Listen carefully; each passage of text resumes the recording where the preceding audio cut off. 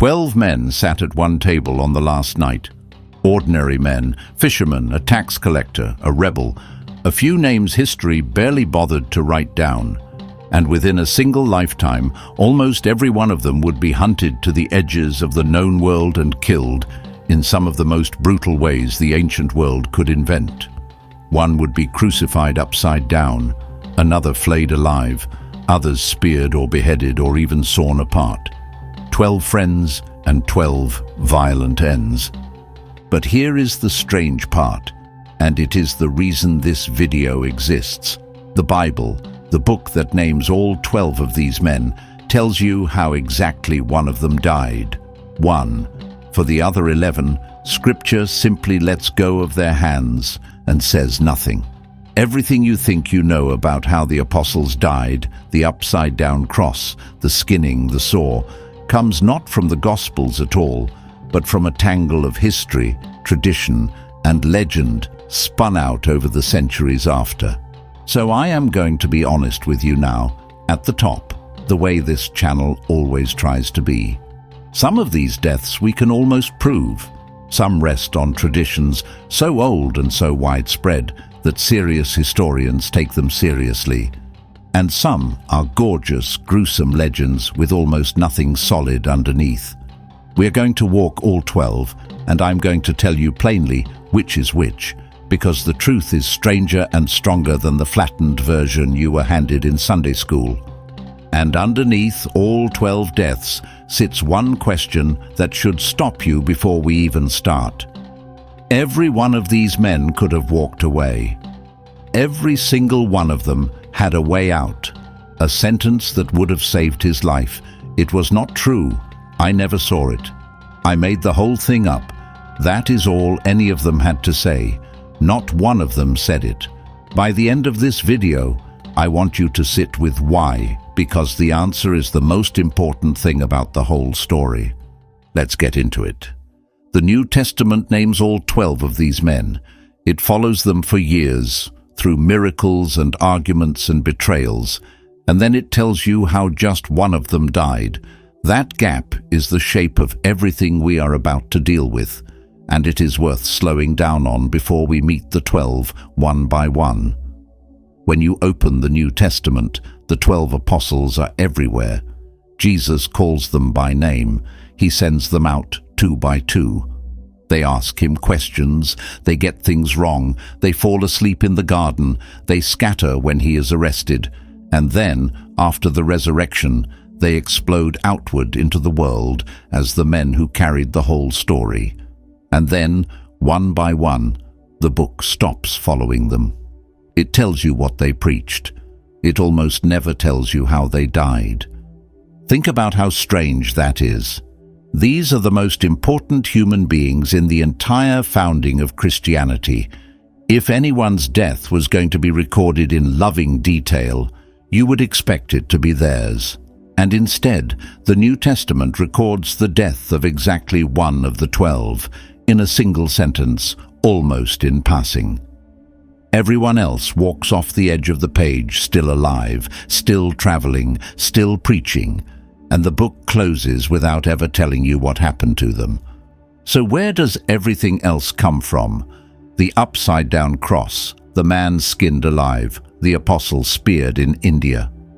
All of it comes from the centuries after the New Testament closes. From early church historians like Eusebius, writing 200 and 300 years later.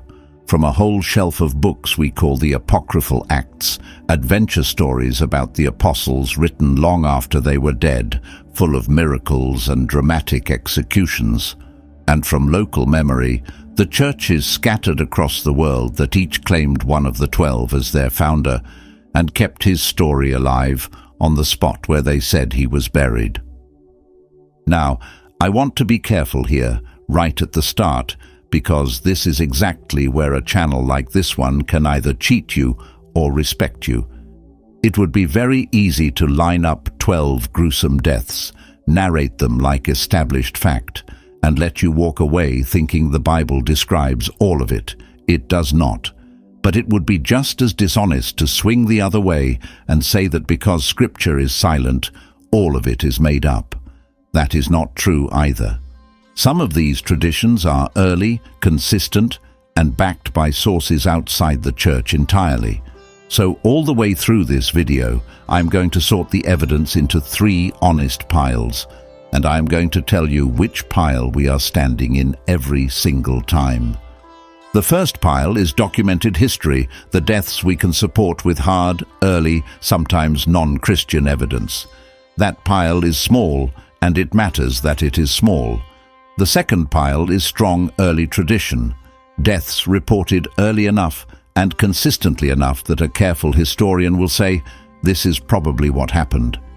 And the third pile is late legend, the vivid, grisly details that show up only centuries later, with nothing solid holding them up. That is the biggest pile of all, and it is where most of the images you carry in your head actually live. But here is the thread that runs underneath all 3 piles, and it is the reason this is not just a morbid list. Strip away every disputed detail, every legendary flourish, and one hard fact is left standing, and even the most skeptical historians grant it. Within a single generation of the crucifixion, the men who had led this movement were being killed for it. Not 1 or 2 of them. The leadership hunted and executed across the empire and beyond, in city after city, decade after decade.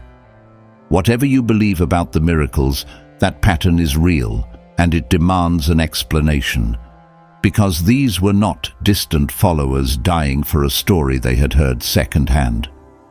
These were the 12 men who claimed to have been in the room. And that is the question I want you carrying the whole way through. People die for beliefs all the time. People die for things that turn out to be false, sincerely, bravely, all through history. So martyrdom by itself does not prove a belief is true. But these 12 were in a position almost nobody in history is ever in. Each of them was staking his life on something he claimed to have seen with his own eyes and touched with his own hands. This was first-hand testimony from the men who said they were in the room, which means each of them knew personally whether it was true or a lie. And a man will sometimes die for a lie he believes. It is a very different thing to die, slowly and horribly, for a lie you know you made up. Hold that. We come back to it at the end. So let's start where the record itself starts, with the one death the Bible actually describes, and the man who was the first of the 12 to go. We begin with the only one Scripture will actually bury for us. His name was James, the son of Zebedee, and he was a fisherman from Galilee, the older brother of the Apostle John. Jesus called the 2 brothers away from their nets on their father's boat and gave them a nickname that tells you everything about their temperament. He called them the sons of thunder. These were not quiet, gentle men. When a Samaritan village once refused to welcome Jesus, it was James and John who turned around and asked whether they should call down fire from heaven to burn the place to the ground. Thunder, that was the reputation. James was part of the inner circle, one of only 3 apostles Jesus pulled in close for the most important moments, alongside his brother John and Simon Peter. Those 3 were there on the mountain of Transfiguration. Those 3 were there in the Garden of Gethsemane. If there was a front row among the 12, James sat in it. And that closeness is exactly what makes his ending land the way it does, because he is also the first of the 12 to be killed, and it happens shockingly early, right in the pages of the New Testament itself. The book of Acts tells it in one flat, devastating line. Around the year 44, a little over a decade after the crucifixion, King Herod Agrippa I, the grandson of the Herod who had tried to kill the infant Jesus, launched a crackdown on the young church in Jerusalem. And Acts says it simply: he killed James, the brother of John, with the sword. That is the whole account. No dramatic scene, no last words, no lingering. He put out his hands against the church, and he killed James with the sword. To be killed with the sword under a ruler like Herod meant beheading. The first of the 12 to die was executed by the state, decapitated, and the Bible gives him a single sentence. And I want you to notice how little that sentence gives us, because it is the key to this whole video. James is the one apostle whose death is nailed down in Scripture at a specific time, under a named king, by a named method. This is the firmest ground we will stand on all day. It sits squarely in the first pile, documented history. And even here, even for the one death the Bible bothered to record, we get almost nothing. No account of his final hours, no burial, just the sword. If that is all the New Testament tells us about the death it actually witnessed, you can start to feel how much has to be filled in for the other 11. There is one tradition about James worth adding, and I will label it honestly as tradition, not fact. The church historian Eusebius, drawing on the earlier Clement of Alexandria, passes on a story that the man who led James to the judgment seat, his own accuser, was so shaken watching James refuse to break that he declared himself a Christian on the spot, and the two were beheaded together the same day, the accuser asking James for forgiveness on the way to the sword. We cannot verify it, but it is the first appearance of a pattern we will see again and again, the strange magnetism of a man who will die without flinching, and what it does to the people watching. So that is the one the Bible gives us, and it is over in a sentence. But there was another death inside those same early pages, and it belongs to the man whose name became the most hated in all of Scripture. Because before James fell to Herod's sword, one of the 12 was already dead by his own hand, and the Bible tells the death twice in 2 versions that do not match. Judas Iscariot is one of the 12. We forget that sometimes. The man who betrayed Jesus was not an outsider who wormed his way in at the end. He was chosen, named, sent out to preach and heal with the rest, trusted enough to carry the group's money. For 3 years he walked the same roads, ate the same bread, watched the same miracles. And then, for 30 pieces of silver, he led the soldiers to the garden and marked his teacher with a kiss.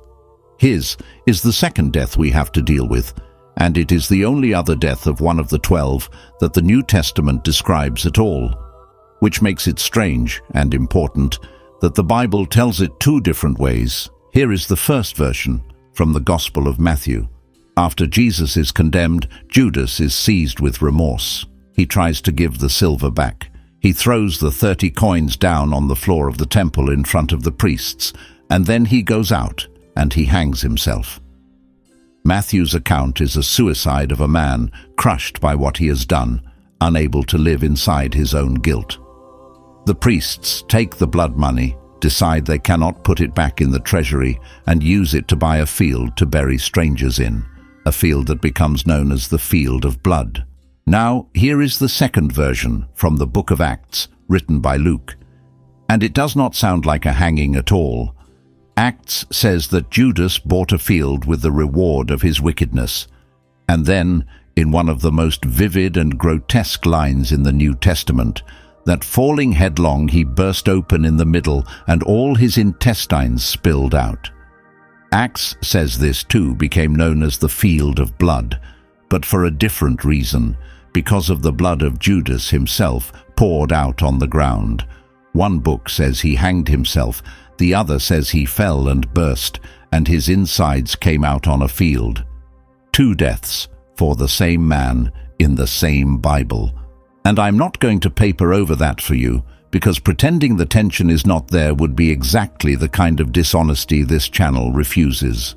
The 2 accounts genuinely read differently. People have worked for centuries to reconcile them, and the common answer is grim but plausible.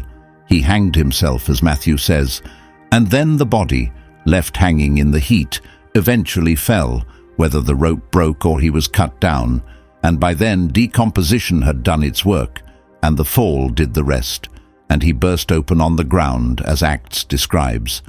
The beginning and the end of the same death.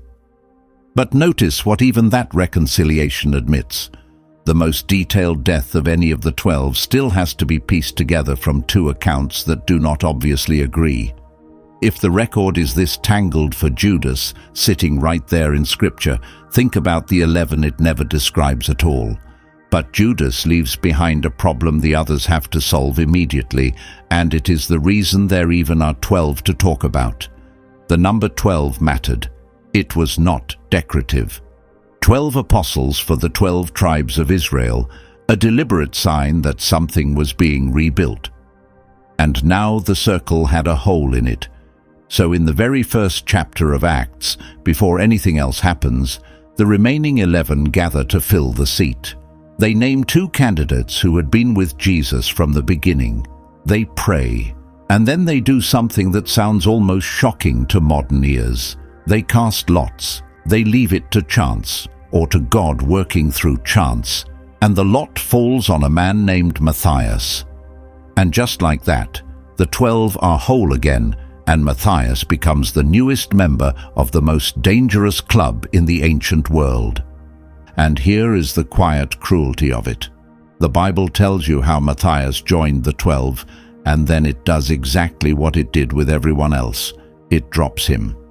Matthias is never mentioned again in the New Testament, not once. For how he died we are already out of Scripture and into tradition, and the traditions do not even agree with each other. One line of tradition says he preached in and around Judea and was stoned by a hostile crowd and then beheaded. Another sends him far to the north and east, to the wild lands near the Black Sea, among a people reputed to be cannibals, where he was martyred in exile. He steps into the story to keep the number at 12 and steps right back out into the fog. So before we have even left the pages of the Bible, we have one death recorded in a sentence, one death told two ways, and one man whose ending we already cannot pin down. Now the fog gets much thicker, and we walk out of Scripture entirely, starting with the most famous apostle of them all, and the death that history and legend fight over hardest. Simon Peter is the closest thing the 12 have to a leader, the fisherman who Jesus renamed the Rock, the one who walked on the water and then sank, the one who swore he would never deny his master and then denied him 3 times before the rooster crowed, and wept when he realized what he had done. If any death among the 12 should be well documented, it is his, because Peter did not die in some forgotten village. He died, by every early account we have, in the greatest city on earth, in Rome. And unlike almost everything else in this video, his death sits partly in that first pile, the pile with real evidence under it. Start with the Bible itself, because it does something eerie here. It does not describe Peter's death, but it seems to predict it. In the final chapter of the Gospel of John, the risen Jesus speaks to Peter and says something strange and sad. When you were young, he says, you dressed yourself and went wherever you wanted. But when you are old, you will stretch out your hands, and someone else will dress you and carry you where you do not want to go. And John adds a line of explanation that Jesus said this to show by what kind of death Peter would glorify God. Stretch out your hands. 2,000 years of readers have heard in that phrase the shape of a man on a cross, arms spread wide, and a prophecy that the rock would not die in his bed. Outside the Bible, the evidence stacks up fast, and this is why Peter's martyrdom is one of the few historians treat as solid. Within about 30 years of his death, a letter from the church at Rome, written by a man named Clement, already speaks of Peter's suffering and death as recent, known history. A few decades later, more early writers place his execution in Rome under the Emperor Nero, in the wave of savage persecution that followed the Great Fire of the year 64, when Nero needed someone to blame and turned on the Christians. By long and consistent tradition, Peter and Paul both died in that Roman persecution, the two greatest figures of the early church, killed in the same city under the same mad emperor. That much stands on genuinely early ground. Now here is where we cross from the firm pile into the famous detail, and I have to be honest about the seam. Everyone knows Peter was crucified upside down. It is one of the most recognizable images in Christianity. But that specific detail, the inversion, does not come from the Bible and does not come from the earliest historians. It comes from a later book called the Acts of Peter, an apocryphal work written well over 100 years after his death, full of miracle stories and legendary scenes. In that book, when the Romans come to crucify Peter, he makes a request. He asks to be crucified head downward because he does not consider himself worthy to die in the same way his Lord did. He is not equal to Jesus, he says, so he will not die facing the same direction. It is a stunning image, and it may even be true. But it lives in the second and third piles, tradition and legend, not the first. The crucifixion in Rome is history. The upside-down part is tradition. The same book gives us the other famous Peter legend, the one people quote without knowing where it comes from. As the persecution rages, the story goes, Peter is persuaded to flee Rome to save his life. And on the road out of the city, he meets Jesus walking the other way, toward Rome. Stunned, Peter asks him, "Lord, where are you going?" In Latin, quo vadis, and Jesus answers that he is going to Rome to be crucified again. Peter understands the rebuke, turns around, and walks back into the city, and to his death. Again, this is legend, from the same late source. But sit with why it attached itself to Peter, of all people. This is the man who once denied he even knew Jesus to save his own skin. The story the church remembered about his death is about a man who, the second time, refused to run. Whether it happened or not, it is the church saying the rock finally became the rock. And there is one more thing under the ground that keeps this from being pure story.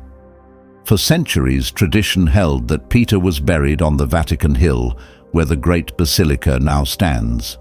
In the 20th century, archaeologists digging beneath St. Peter's Basilica uncovered an ancient Roman burial ground, and directly under the high altar, a first-century grave that had been venerated as something special from the earliest Christian centuries, marked, protected, set apart. Inside, the bones of an older man. Nobody can put a name tag on ancient bones with certainty, and I will not pretend they can. But the oldest tradition said Peter was buried on that hill, and when they finally dug, there was a first-century grave right where the memory said it would be, treated as holy from the very beginning. For an apostle, that is about as close to a fingerprint as the ancient world ever leaves. So Peter is our strongest case after James, and even his most famous image turns out to be tradition resting on top of solid history. Keep that layering in your mind, because it is the exact pattern for everything that follows. A real death, remembered in a real place, wrapped in details we cannot fully verify. And nowhere is that clearer than with the man who was Peter's own brother, and who died on a cross that became the flag of a nation. Andrew was Simon Peter's brother, and in one of the Gospels he comes first, not second. Before Peter is Peter, it is Andrew who meets Jesus, and then goes running to find his brother with the news, "We have found him." He is called in tradition the first called, the very first of the 12 to follow. A fisherman like his brother, quieter in the record, the one who keeps quietly bringing people to Jesus, the boy with the loaves and fish, the curious Greeks who wanted an audience. And after the resurrection, tradition sends Andrew north and east, away from the others, into Greece and around the Black Sea, preaching in lands that would one day become the heartland of Orthodox Christianity. The tradition of his death centers on a city in Greece called Patras. Andrew, an old man by now, is said to have preached there with such effect that he converted many, including, in the legend, the wife of the local Roman governor, which was the kind of thing that got a man killed. The governor, enraged, condemned Andrew to crucifixion. And here is the detail everyone half remembers. Andrew was not crucified on the upright cross we picture. He was crucified on a cross shaped like the letter X, two diagonal beams, an X-shaped cross that to this day is called the St. Andrew's Cross. But now I have to do the honest thing again, because that iconic X is a perfect example of how these images work. The earliest accounts of Andrew's death do not describe an X-shaped cross at all. They say he was crucified, and they emphasize something else, something the X tradition grew out of. They say he was not nailed, but bound to the cross with ropes, tied rather than fixed, specifically so that he would die slowly, over days, in prolonged agony, instead of the relative mercy of a faster death. The distinctive X shape, the diagonal saltire cross, only becomes standard in the art and the tradition many centuries later, in the Middle Ages. So the real early memory is a slow, roped crucifixion. The X shape is a later addition that hardened into the image we now take for granted. Both are tradition, not scripture, but they are tradition from very different centuries. And what the earliest tradition does insist on is extraordinary if you let yourself picture it. It says that Andrew, bound to that cross and dying by inches, did not fall silent. He preached, hung up to die in front of a crowd. For what some accounts stretch to days, he is said to have kept teaching everyone within earshot about the God he had followed, refusing offers to be taken down, treating his own public execution as one last sermon. Whether the details are exact or not, that is how the Church chose to remember him. Not begging, preaching from the cross, until he could not speak anymore. And then something happens to Andrew's memory that happens to almost none of the others. That X-shaped cross, the St. Andrew's Cross, became a national symbol. Andrew is the patron saint of Scotland, and the flag of Scotland is his cross, a white diagonal X on a blue field, one of the oldest national flags in the world. It is folded into the Union Jack to this day. It flies on the ensign of Russia's navy, because Andrew is the patron of Russia too. Every time you see that diagonal cross over a stadium or a warship, you are looking at the remembered shape of the death of one of the 12 men from that table. A fisherman from Galilee, crucified in Greece, and his cross is still snapping in the wind over nations he never knew existed. So Andrew dies preaching, and his cross outlives every empire that was standing when he died. But if Andrew traveled far, the next apostle traveled almost unimaginably farther, all the way to a coastline the Romans barely believed was real, and he left behind something none of the others did. Not a flag, a living church that is still there, still praying in his name, right now. Everyone knows Thomas by one word: doubting. He is the apostle who was not there the first time the risen Jesus appeared, and who refused to believe the others. "Unless I see the nail marks in his hands," he said, "and put my finger where the nails were, and my hand into his side, I will not believe." 8 days later, the story goes, Jesus appears again, turns to Thomas, and offers him exactly that. "Put your finger here. See my hands. Reach out your hand and put it into my side. Stop doubting and believe." And Thomas, undone, gives the single greatest confession in the Gospels: "My Lord and my God." The doubter becomes the first person in the book to call Jesus God to his face.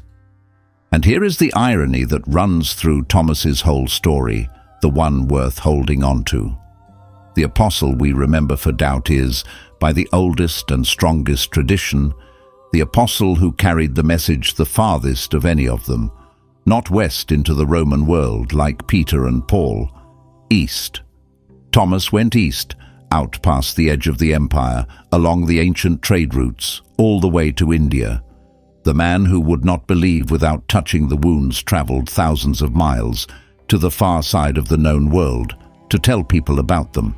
Now, the fullest version of the story comes from a book called The Acts of Thomas, written a couple of centuries later, an adventure tale full of miracles, a talking donkey, a wedding, an Indian king named Gondophares.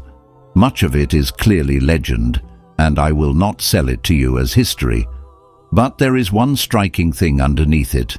There actually was a king named Gondophares who ruled across the region of India and what is now Pakistan in the 1st century.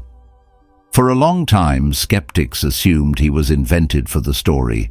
Then archaeologists found coins and inscriptions proving he was real, ruling in exactly the right place at exactly the right time for Thomas to have reached him. The legend is wrapped around a real king, in the real place, in the real century. That does not prove Thomas was there, but the tradition is not pulling names out of thin air. The tradition says Thomas preached along the southwest coast of India in the region of Kerala, and then further to the area around modern Chennai, once called Madras, on the southeast coast. And there, on a small hill, the story of his death is told the same way in every version. Thomas was run through with a spear, a lance thrust into him as he prayed, killing the man who had once demanded to put his hand into the spear wound in the side of his Lord. The doubter who needed to touch a wound died of one. But here is what lifts Thomas out of the realm of pure legend and makes his story different from all the others, and it is happening right now, today. In the state of Kerala, in southern India, there is a community of Christians, millions of them, who call themselves the St. Thomas Christians. They do not date their faith to European missionaries who arrived in the age of sail. They trace it by their own unbroken tradition all the way back to the Apostle Thomas himself, arriving on their coast around the year 52, founding their churches and dying on their soil. When Portuguese explorers reached India in the 1500s, expecting to bring Christianity to a pagan land, they were stunned to find an ancient Christian community already there, already old, already claiming an apostle as their founder, worshipping in a way that had grown up entirely apart from Rome. Think about what that means. Every other apostle in this video is a memory, a grave, a legend, a name on a church. Thomas is a living community. There are people alive this minute who will tell you with total conviction that their faith came to their coastline in the hands of the man who doubted, and that he is buried near where they still pray. The tradition is not universally proven, and careful historians debate how much of the detail is reliable. But the community is undeniably ancient, and it is undeniably still there. Of all the 12, the doubter left the most alive behind him. So the man remembered for doubt went the farthest and left the most. Our next apostle did not travel to the ends of the earth. He went north into Asia Minor, to a strange and beautiful city built on a cliff of white stone. And there, 16 centuries after he died, someone finally dug up the one thing almost none of these apostles left behind: a tomb with his name on it. Philip is one of the apostles most people cannot say a single thing about, and that is exactly why his story turns out to be one of the most satisfying in this whole list. In the Gospels, he is a practical man, a little slow to see the point. He is the one Jesus asks where they will buy bread to feed the crowd, testing him, and Philip does the math out loud and says it cannot be done.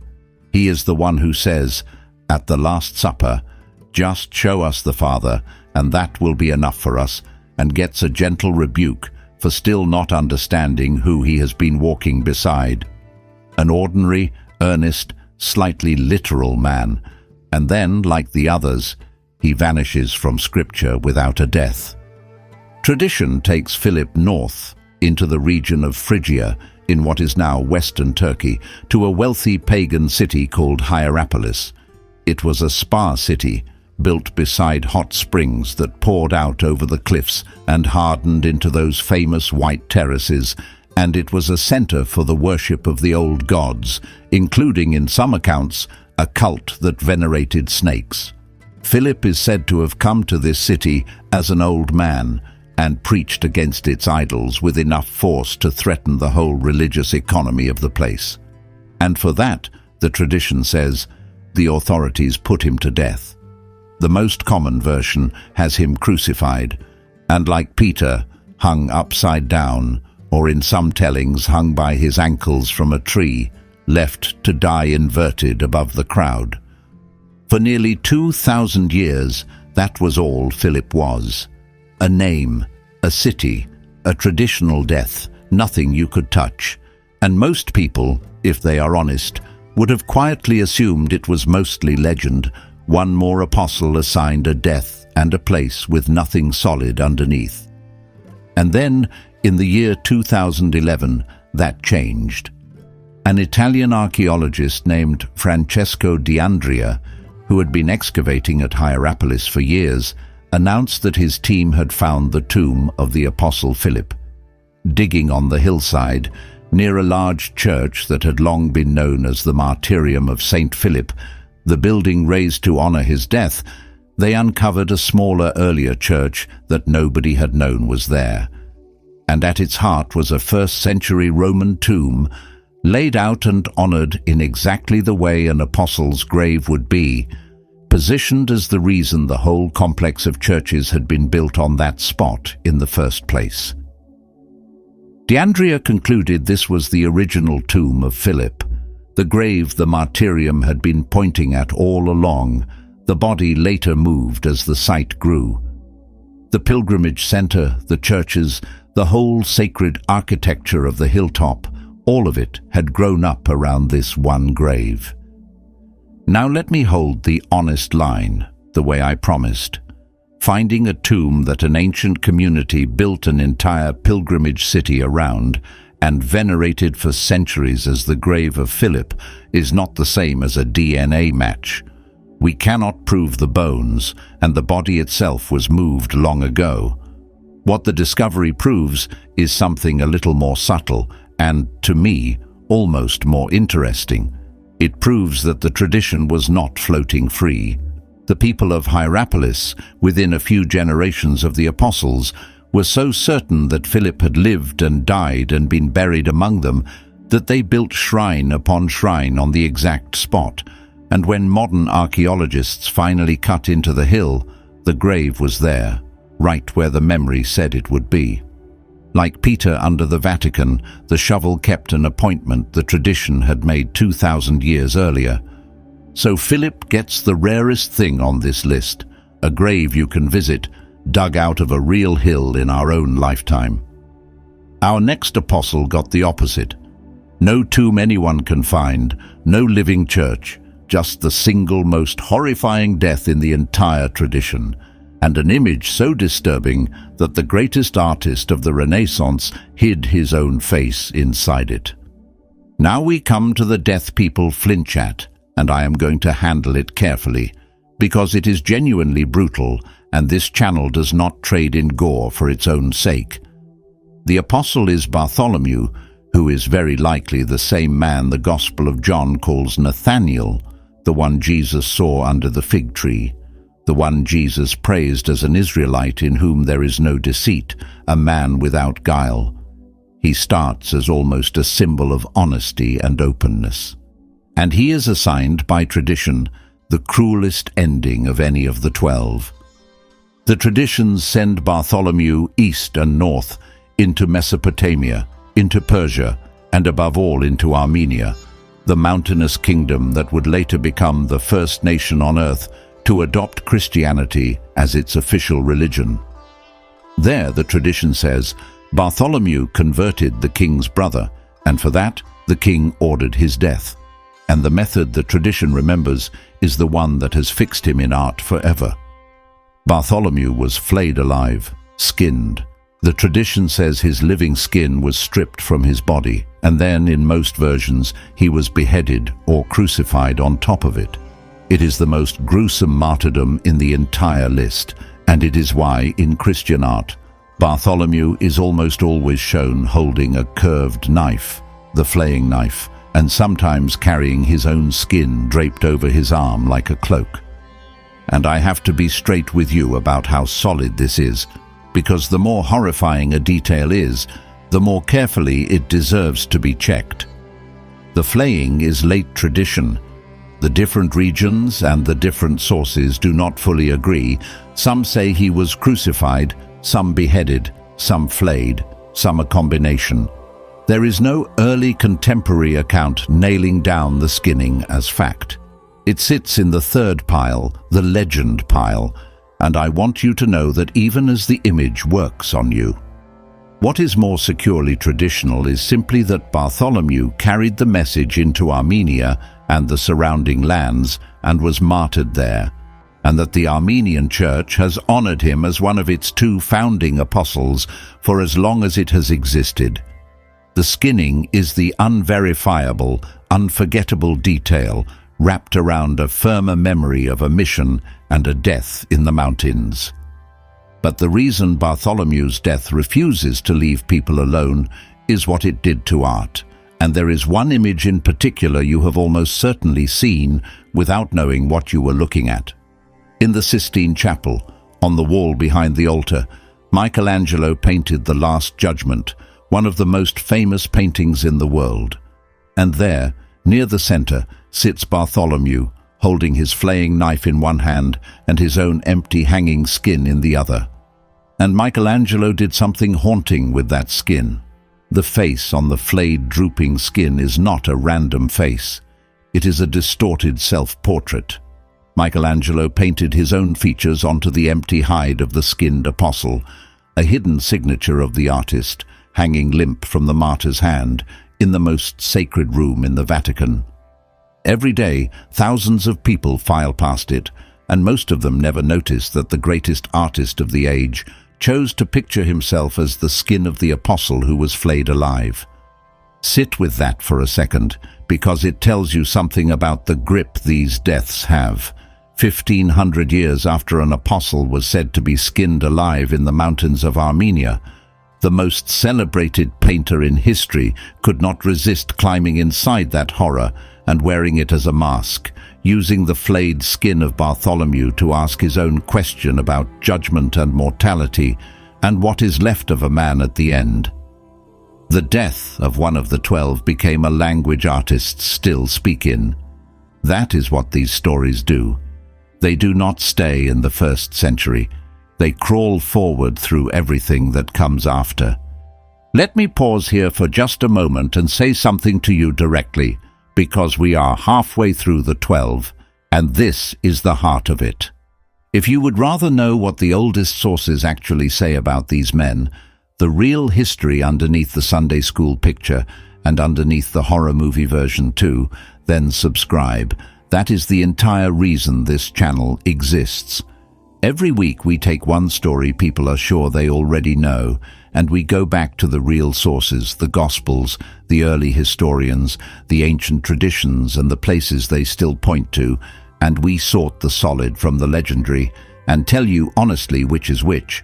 It genuinely helps these deeper, more honest readings reach the people who have only ever heard the flattened version.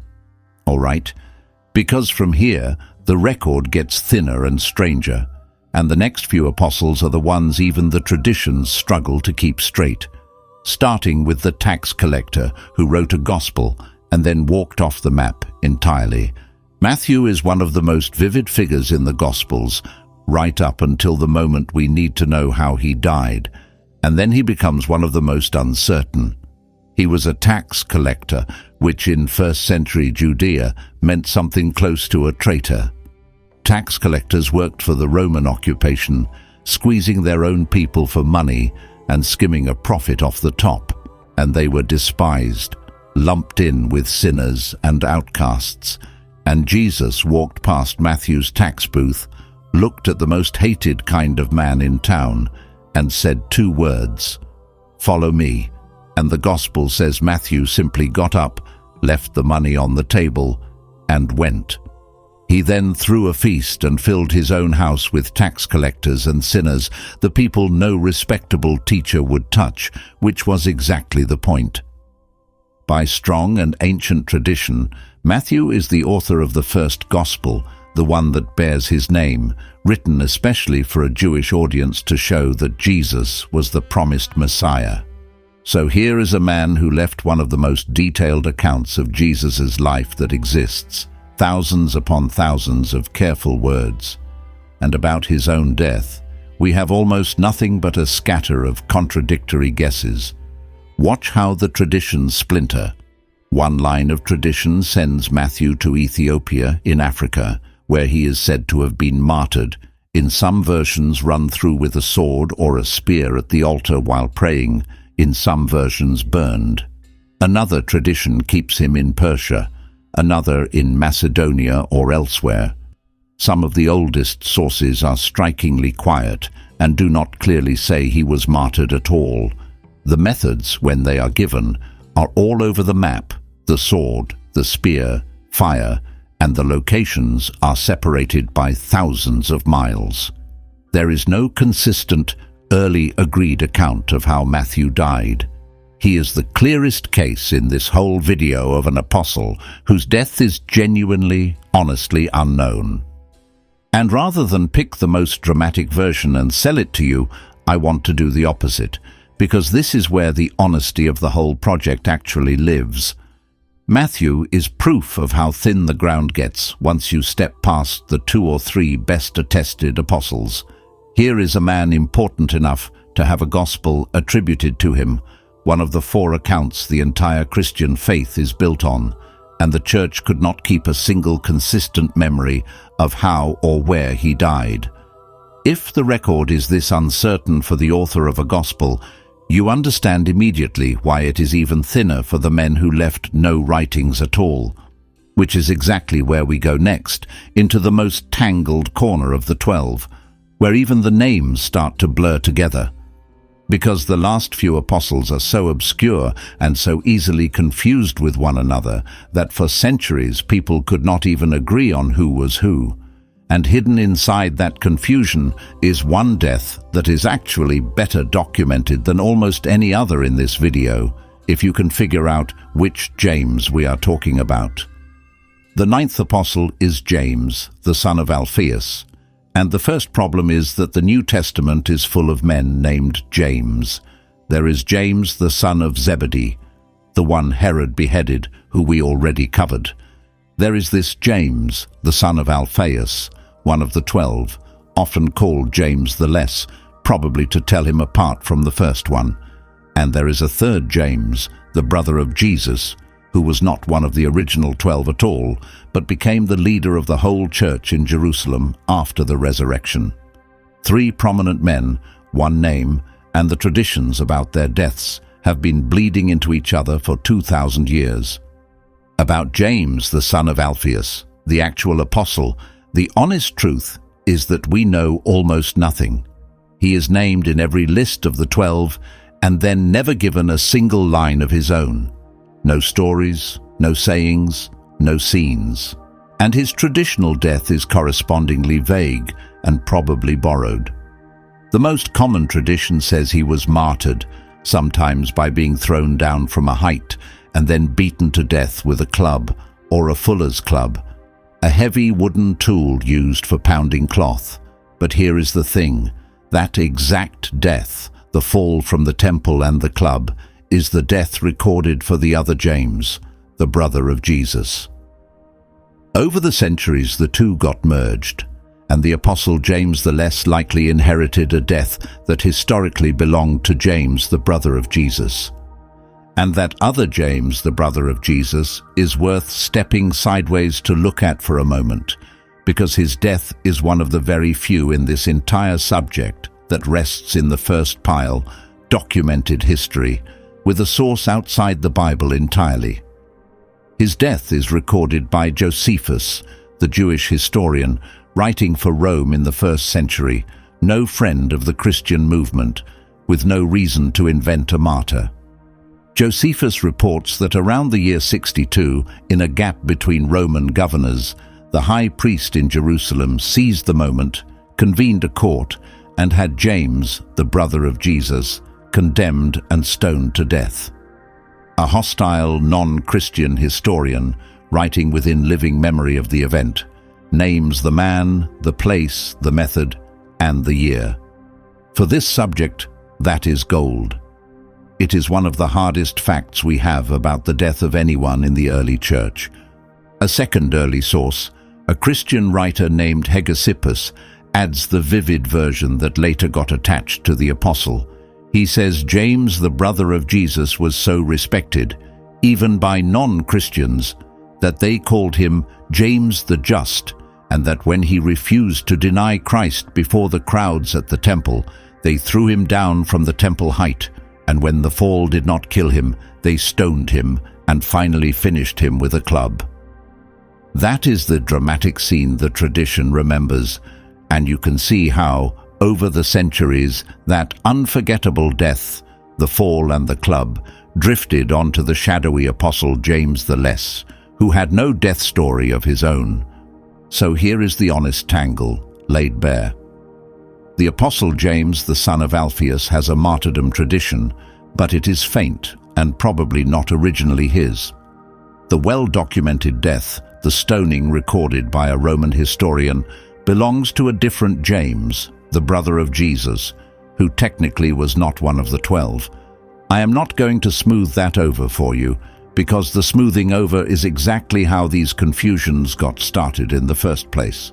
What we can say plainly is that men named James, in the leadership of this movement, were being killed for it, and for at least one of them we have a rock-solid, hostile, outside witness. Which brings us to the last two of the original 12, the most obscure of all, the pair whose deaths float almost entirely on legend, and whose story ends with a saw. The last two of the original 12 are the ones almost nobody can name, and their traditions are so thin and so intertwined that they are usually told together. Simon, called the Zealot, and Jude, also called Thaddeus. In the Gospel lists, they sit right next to each other, near the bottom, right before Judas the betrayer, and outside those lists, the New Testament tells us essentially nothing about either of them. Simon carries an intriguing label, the Zealot.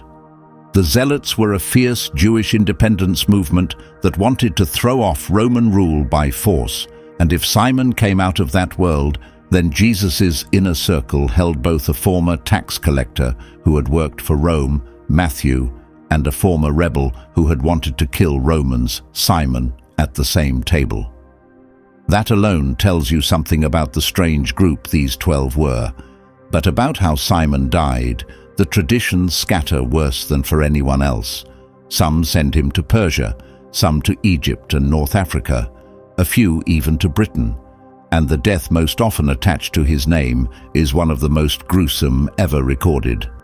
Some traditions say Simon the Zealot was sawn in half, which is why in Christian art his symbol is a saw. Others say he was crucified or killed with a sword. There is no early, reliable account. The saw is memorable and very late and very likely legend. Jude, his traditional companion in death, is himself a knot of confusion, starting with his name.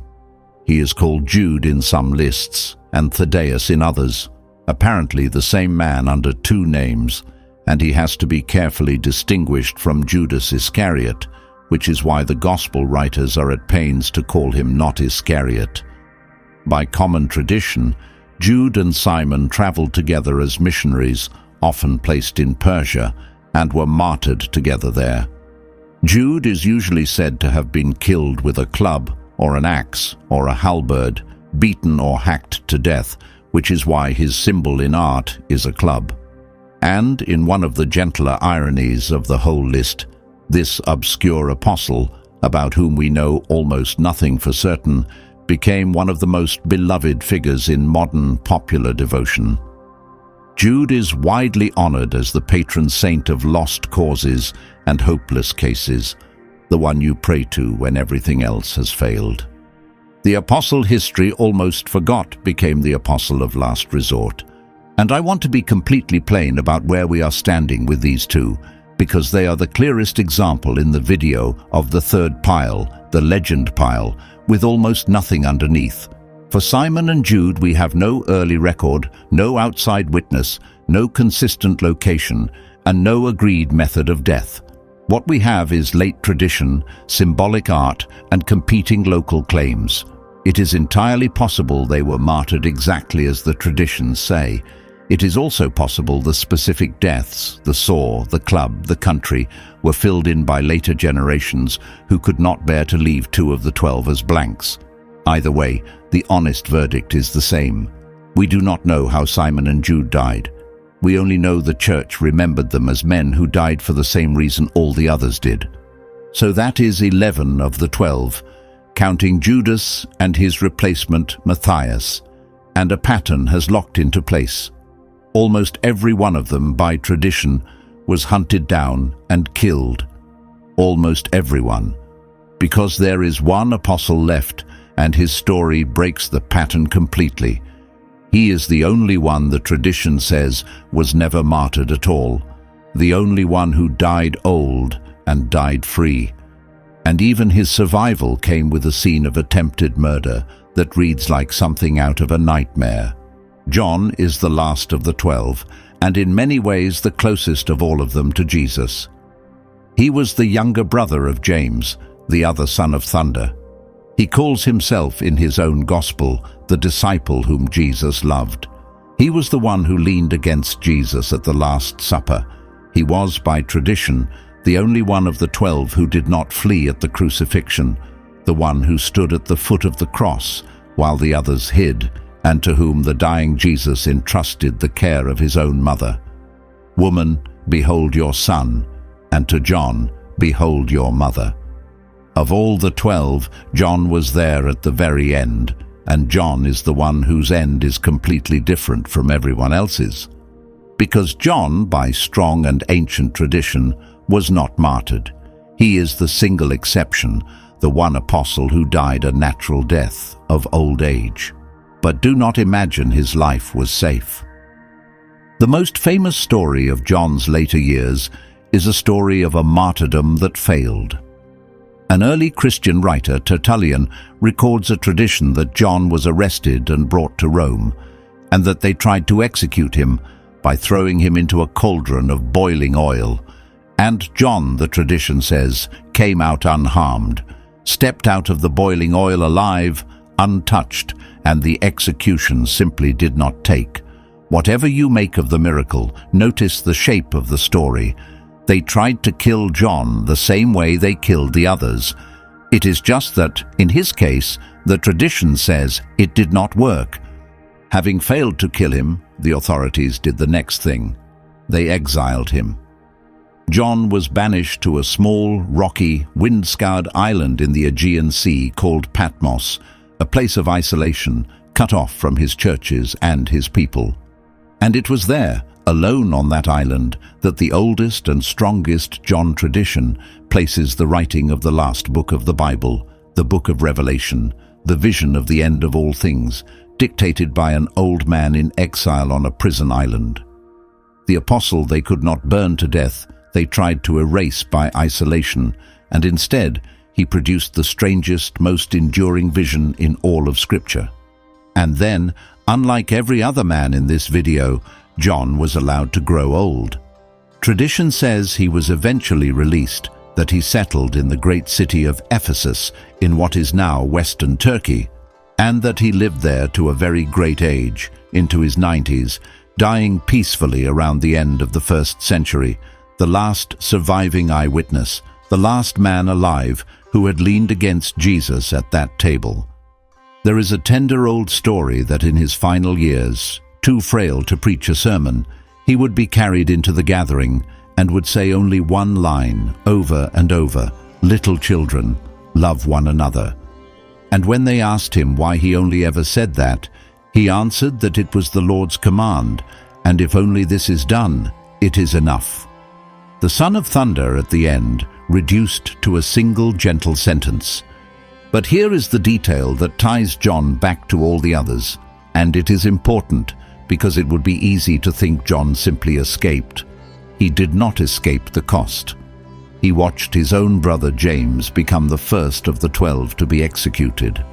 He almost certainly outlived every other man at that table, which means he spent decades receiving the news, one report after another, that another of his closest friends had been crucified, or speared, or skinned, or beheaded in some distant country.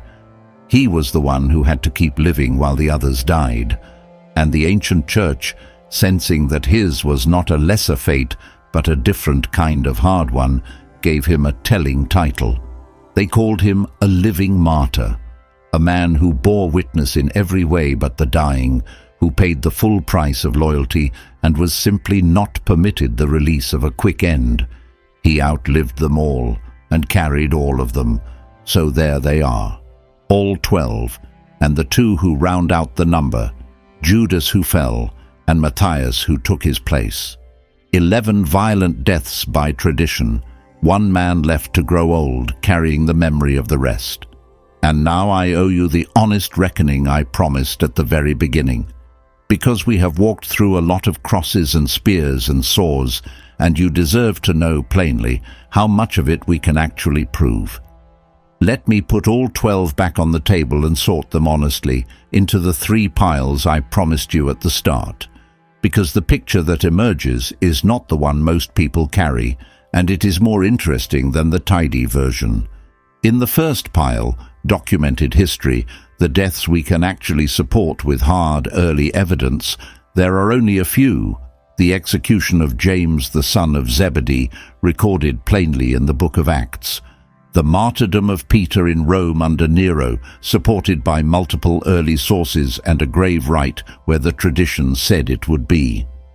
The martyrdom of Paul, the apostle who was not one of the 12, but who died in that same Roman persecution, attested just as early, and the stoning of James the brother of Jesus, recorded by a hostile Roman historian, Josephus, within living memory.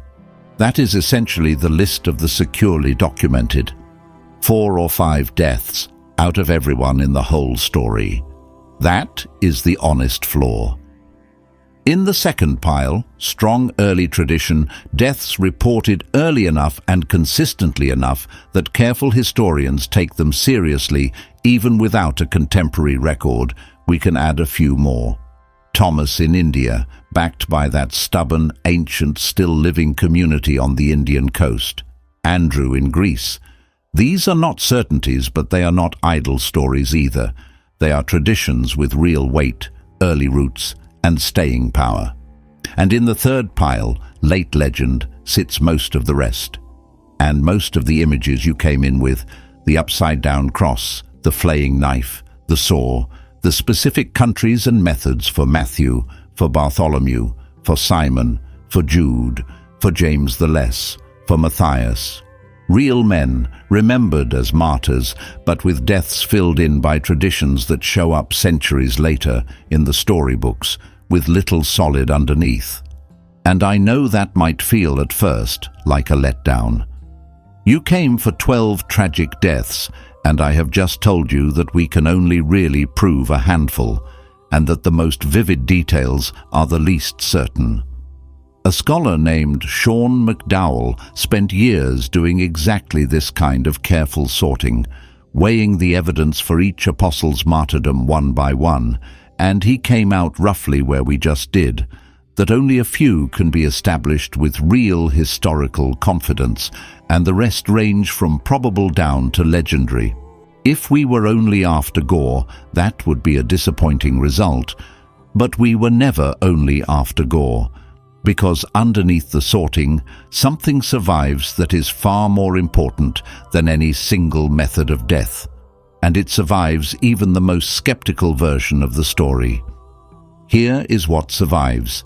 Strip away every disputed cross, every unverifiable saw, every borrowed and legendary detail, and you are still left with a hard historical core that even secular historians grant. The earliest leaders of this movement, the men who had been closest to Jesus, were persecuted and killed for what they were proclaiming, across the empire within a single generation.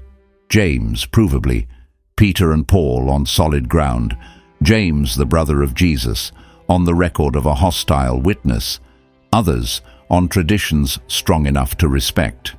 Whatever the exact number, the shape is undeniable. Being a leader of this movement in the 1st century was, again and again, a death sentence, and these men walked straight into it anyway. Which brings us all the way back to the question I asked you to carry from the beginning, and now I can pay it off. Every one of these men had a way out. That is the part that should not let you sleep. This was not a case of people trapped with no choice. At any moment, any one of them could have ended the danger with a sentence. It was a lie. I never saw him alive again. We took the body. I made the whole thing up. Say that, and you live. And here is the thing that makes the 12 almost unique in the whole history of belief. People die for false things constantly. History is full of sincere martyrs for causes that were mistaken because they truly believed them. But those people are dying for something they were taught, something they received from someone else, something they trusted on authority. The 12 were not in that position. They were the source. They were the eyewitnesses. Each one of them knew, personally, firsthand, whether he had actually seen the risen Jesus or not. There was no chain of trust to be honestly mistaken about. Either they saw it, or they knew they were lying. And that is the razor this whole subject comes down to. A person will die for a lie if they have been fooled into believing it is true. That happens all the time. But people do not, as a rule, die slowly and horribly for something they know for a fact they invented. Liars, under torture, with an easy way out on the table, talk. They recant. They save themselves. The honest historian cannot tell you that the resurrection happened, and I am not going to pretend the deaths prove it did. Sincerity is not the same as truth, and brave men have been sincerely wrong. But the deaths do prove one thing, and it is not small. These men were not knowing frauds. Whatever happened on that 3rd day, they were utterly convinced they had seen it with their own eyes, convinced enough to be crucified and speared and skinned and beheaded across the width of the known world rather than take a single word of it back. You can decide for yourself what could make a dozen ordinary men do that, but you cannot honestly say they were lying, because nobody dies like that for something they know they made up. And now let me turn it around on you, because these stories were never meant to be a window you look through at other people. They were meant to be a mirror. So let me ask you the same question the 12 had to answer, out loud, with their lives.